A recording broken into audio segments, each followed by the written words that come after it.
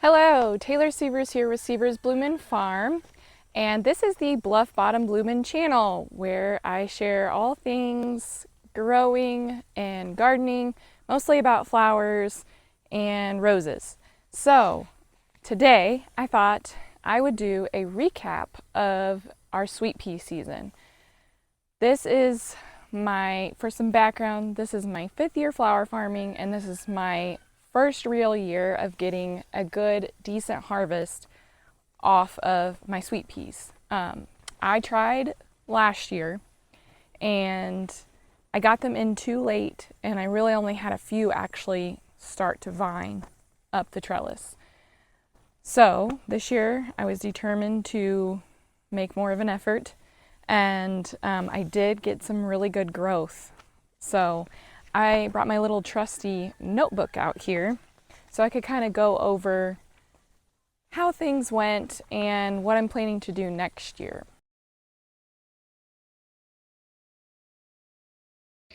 Hello everyone, it's early May and we're here in my high tunnel, and if you've watched some previous videos, you've seen where I am doing this experiment of growing ranunculus on the edge of a bed full of sweet peas.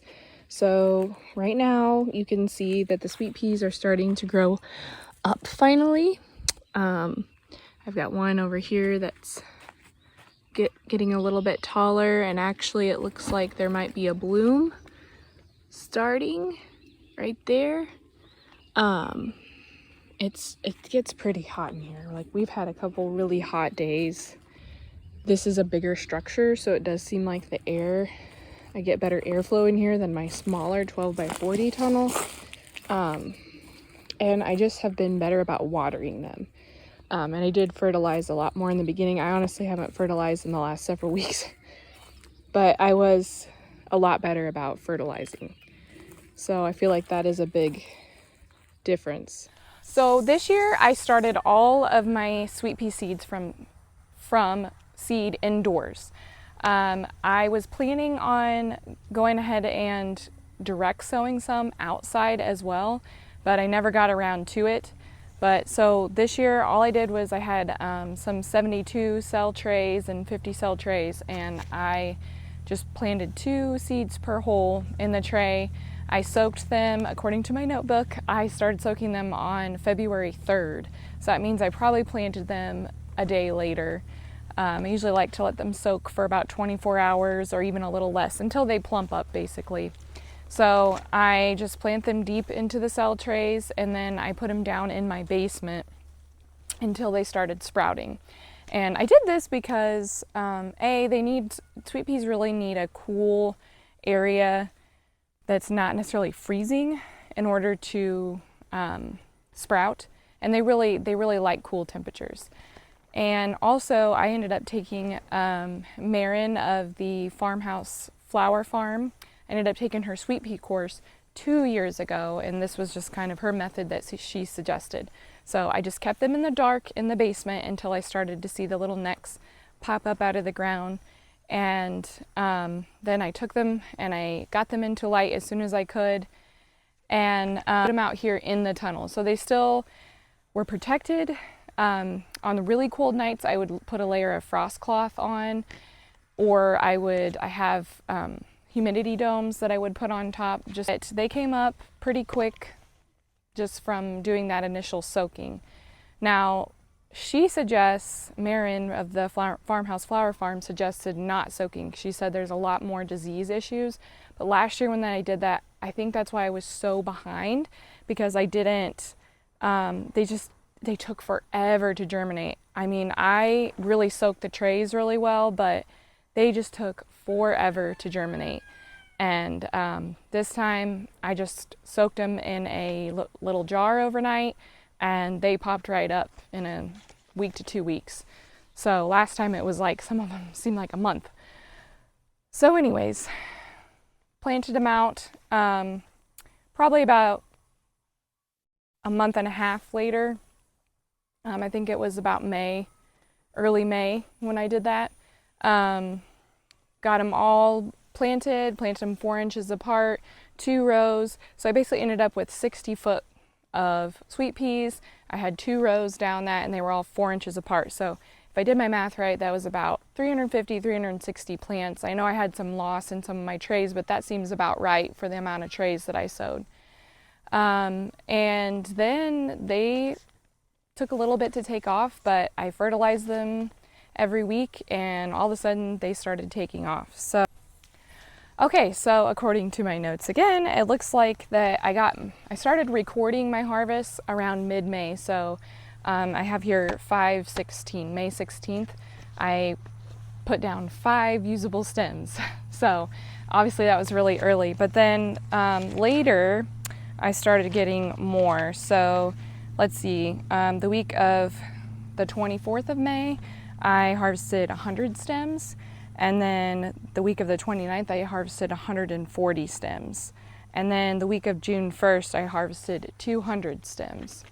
So that's kind of was my peak bloom time. I didn't record any harvests after that because what happened was I had a massive thrip infestation, and aphids just went insane. I did harvest some for bouquets, but I just didn't record those. And like I said, I just got kind of wiped out by the thrips. And I think I would have got a way more of a harvest, because that's really, if you add up the amount of stems and then the amount of plants I had, that's just really not a lot for the amount of space that I was growing in. Bugs just went insane, and I really didn't know. It was to the point where I just didn't know what to do, because I had been releasing things like lacewings, and I had a huge ladybug population in here as well. So that was a little disappointing. So because I stopped really cutting on them, then they weren't producing as much as well. I mean, they kept producing, especially the Spencer varieties, but definitely the Cupani variety, those were the only 2 varieties I had. I really don't feel like I got hardly any usable stems off of them. They just kind of succumbed to the insects really quickly and then got some sort of disease. So I was not impressed with that one, but it was old seed. I'd like to try a few different varieties in the future. So that's kind of what happened to me here. Again, I'm growing in a high tunnel environment. It just got also really, really hot. But I did have some cool period for the sweet peas to establish in here. So next year I'm going to try to maybe get them in the ground a little sooner and see if I can get a little bit more earlier production, and also just a longer time period of production before some of that insect pressure sets in, and then also just addressing the insects a little bit more as well. There's some things that I want to try to implement to kind of help mitigate that, because the thrips just got really insane. So yeah, that's kind of how my sweet pea season went. So what's behind me right now? These are sweet peas, but they are not the annual sweet peas, Lathyrus odoratus. These are a perennial sweet pea. These were actually gifted to me by my grandmother the summer. She passed away in March 2022, and she gave me these seeds in August 2021. So they've been growing wild in her ditch since she moved to her house in the 60s. So because I'm a flower farmer, she had my grandpa go out and harvest some seeds and gifted them to me and wrote on the envelope. And so I was really excited to plant these. They are really, really pretty, but they don't have any scent. So perennial sweet peas do not have a scent, and so that's a little disappointing. They actually do have kind of a good vase life, and I used the foliage in like a bridal bouquet in early May. So that was really cool because the vines are really neat. Let me see if I can get a good one here. So these I actually planted these in 2022, and then they overwintered. and they will grow from underneath. Like they will start spreading underground, and they just kind of sprawl out everywhere. I'm not really sure what I'm going to do with them now because they are perennials. They're just going to keep going, and they might end up turning into a weed. But I just have a little back section back here where I grew them, and they are really pretty. And like I said, they were really useful in an early May wedding bouquet. So I definitely think sweet peas are worth growing just even for the foliage. And if you can get your hands on maybe a perennial variety, and just kind of have a little section of them that you can tuck away in the back of a tunnel or, you know, along a fence line, they were kind of worth it for that foliage, just because the little tendrils are really pretty. I really enjoy them. So my plans for next year are, I am going to sow my sweet peas much earlier. I'm actually going to experiment with direct sowing in the tunnel, and then also direct sowing outside. I don't know why more people don't grow sweet peas, or maybe they do and I just don't realize it, but I am just going to treat them like I would a pea. Like when I grow sugar snap peas or whatever, I usually sow those in March outside. So I'm just going to do that, and definitely use them in my landscaping a little bit, and then just set up a little area where I can maybe get some harvest outside. It gets so hot in here too. And then again, like I said, the pest pressure is really high inside a space like this versus outside. It just, I don't seem to have, I do have thrips and stuff like that, but it just doesn't seem to be as bad.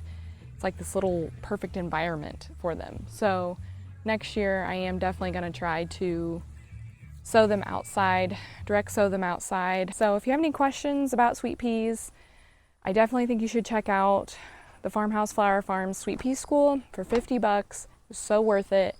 You can ask her questions. It was just really nice to have that I'm not gonna say one-on-one, but it was just really nice to be able to ask her some questions and then have the replay and then be able to email her afterwards. And she knows a lot about sweet peas. So if you haven't followed her, you definitely should. And that was worth the time.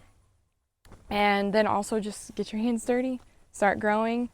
The Spencer variety was one of my favorites this season, so I'm looking forward to trying a few others, but the Spencers were definitely, they were just outperformed the Old Spice Cuponis. So that is all I have to say about that. So if you have any questions, drop a comment below. I'll try and get back to you on that. And I'm also going to share a blog post where I kind of discuss the numbers more with my production. So happy growing, guys. See you soon.